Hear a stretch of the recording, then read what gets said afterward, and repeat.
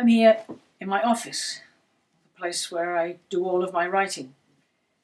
And I'm going to read to you a story from my latest book.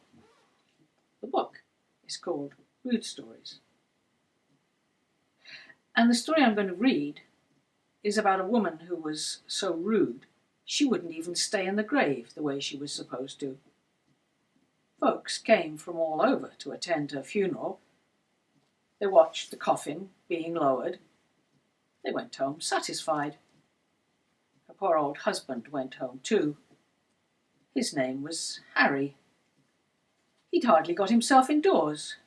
There she came, bold as brass, walking into the kitchen in all her burial finery. She settled herself into the rocking chair. Rock, rock, rock, she went, and with every rock there was a squeak.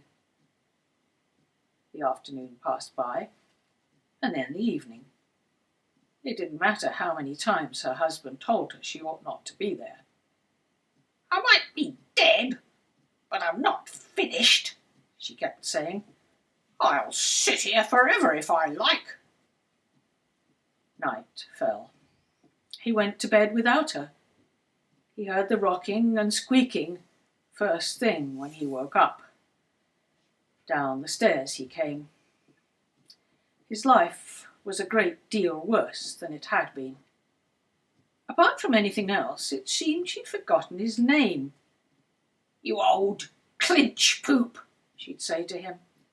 "You cockamamie flapdoodler. Shivering, withering cesspit. You ninny-pated crowfoot." On and on and on. She was after him for the house cleaning. She was after him for the cooking. She was after him for the dishes.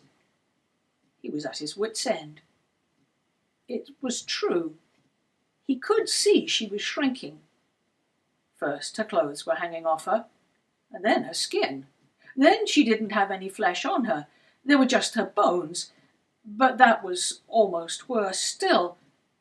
Rock, rock, rock, rock. You crab-faced bandicoot. Her jaw was going at him. You grubbed toad homunculus. You lug-loaf milk-sop galoot of a lummox. Rock, rock, rock, rock. Squeak, squeak, squeak, squeak. Rattle, rattle, rattle went her bones. No one came to visit, of course. Why would they? When Harry heard a knock, he was happy. He was even more happy when he saw a fiddler at the door. "Come in," he said, "come in."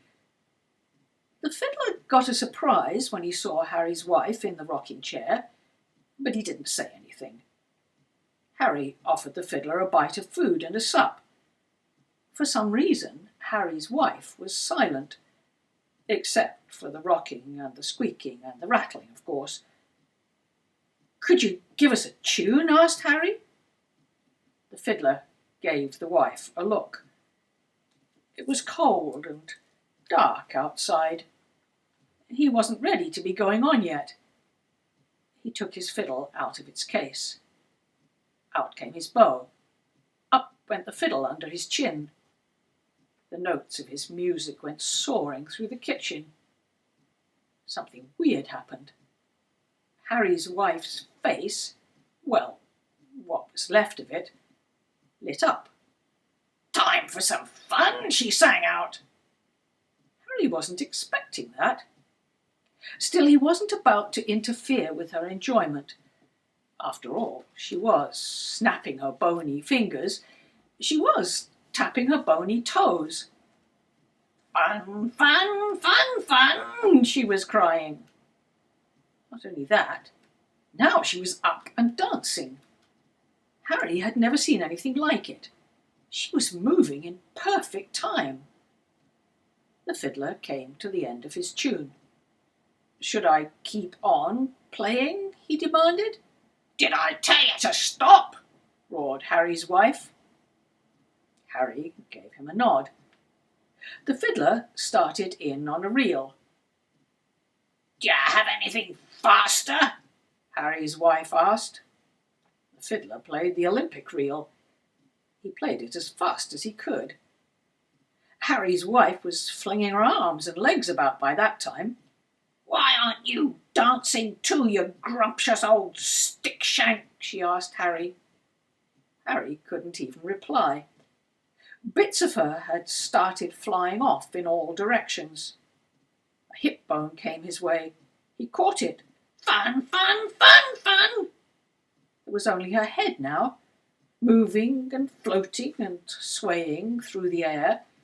Fun, fun, fun! Wouldn't you know it? Her jaw had dropped off. I reckon that's maybe enough for her, Harry said. He was right, too. Her head couldn't go on by itself much longer. It drifted under the kitchen table. I expect you need a rest, said Harry to the fiddler. The fiddler was sweating. He put down his bow. Would you like me to cook you a big dinner? Harry asked him. Would you like me to give you a bed? It'd be grand, said the fiddler. I'm a good cook. I've had lots of practice, said Harry. He put his wife's bones outside in a pile. He and the fiddler had a lovely meal together. You're welcome back any time you want to come and stay here, Harry told the fiddler in the morning. The fiddler said he might do that. Harry was left to his own devices. He saw the sun was shining. He took that rocking chair to the bottom of the garden and he burned it. He went out and bought himself a chair that was softer, a chair he could laze in. You know what? He spent quite a while lazing and taking pleasure in things from that time on. So there we are. The skeleton in the rocking chair. And Rude Stories is filled with stories like that. Stories to share with your pals, stories to have a good laugh at. I'm Jan Andrews. Take care. Thanks for listening. Bye now.